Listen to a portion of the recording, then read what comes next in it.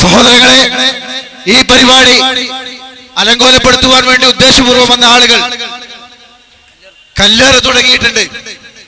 ഒരു കാരണവശാലും നമ്മുടെ പ്രവർത്തകർ പ്രകോപിതരാകരുത്. സമാധാനപൂർവ്വം ഈ പ്രോഗ്രാം മുന്നോട്ട് കൊണ്ടുപോകുവാൻ എല്ലാ ആളുകളും അവരവരുടെ സീറ്റിലിരിക്കുക. ഈ പരിപാടി കേൾക്കുവാൻ വേണ്ടി വന്നിട്ടുള്ള നമ്മുടെ മുഴുവൻ പ്രവർത്തകരും തങ്ങളുടെ സീറ്റിലിരിക്കുക. ഇരുട്ടിന്റെ ശക്തികൾക്ക് ആവശ്യം തൗഹീദിനെ തടയിടലാണ്. അതിന് നാം ഒരിക്കലും വടിയാകാതിരിക്കുക. നമ്മുടെ പ്രവർത്തകർ കസേരയിട്ട് അവിടെ ഇരിക്കുക. കസേര തലയിൽ വെച്ച ആളുകൾ അത് വെച്ച് താഴെ ഇരിക്കുക. സുഹൃത്തുക്കളെ, പെർമിഷൻ എടുത്ത് ചോര പൊട്ടി സഹോദരനെ കൊണ്ടുവരുന്നത് കുറച്ച് വെള്ളം കുടിക്കും.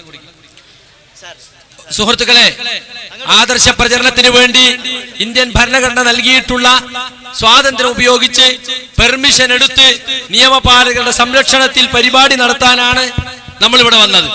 പക്ഷേ കല്ലേറ് നടത്തിക്കൊണ്ടും ആളുകളെ ആക്രമിച്ചുകൊണ്ടും ഇതിനെ നേരിടുക എന്നതാണ് നമ്മുടെ സഹോദരന്മാർ ഇപ്പോൾ തീരുമാനിച്ചിട്ടുള്ളത്.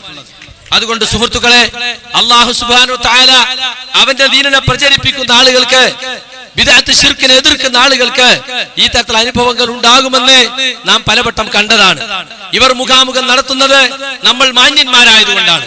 നമ്മൾ അവരെ മുഖാമുഖത്തിൽ കല്ലെറിയാനോ മുഖാമുഖം മലങ്കോലപ്പെടുത്താനോ പോകാത്തത് കൊണ്ടാണ് ഇവർ മുഖാമുഖം നടത്തുന്നത്.